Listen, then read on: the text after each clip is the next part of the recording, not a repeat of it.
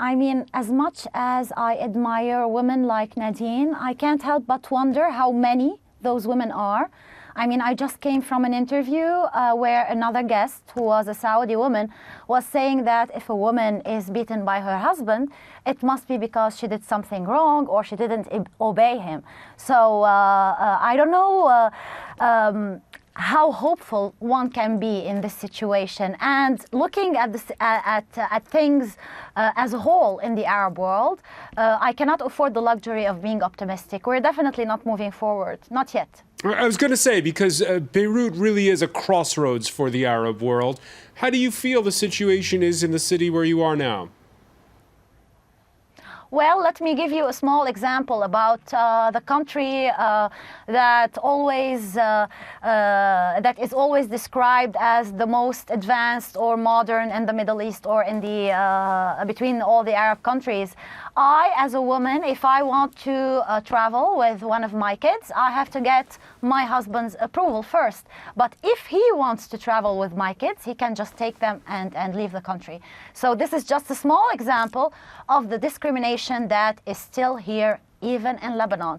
I mean, let's not even talk about the right to pass on the nationality if a woman is married to someone who's not Lebanese. Let's not talk about how many incidents of violence happen every day in Lebanon, and the laws still are not protecting women from abusers, who are often their own husbands.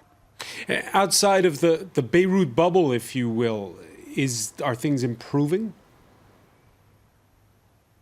Outside the Beirut bubble, you mean in other Arab countries? Elsewhere in Lebanon. No. I mean, if things are improving, that would be most obvious, first of all, in the capital, in Beirut, because people here have a certain level of privacy that people in other towns or small cities don't enjoy. But here, I would like just to say one thing. When I talk about these things, I'm talking mostly about a problem with laws and authority and patriarchal authority. And patriarchal authority is not only made of men, it's also made of women. I would like to say on International Women's Day that sadly, many women are responsible of the state of things where we are today. I mean, when you hear women who are satisfied with being insulted or abused and say it's okay, this is my destiny, I can do nothing about it, or that raise their own children to become boys, either boys to become sexists or girls to become just future brides, you really must put a certain amount of responsibility on the shoulders of women as well.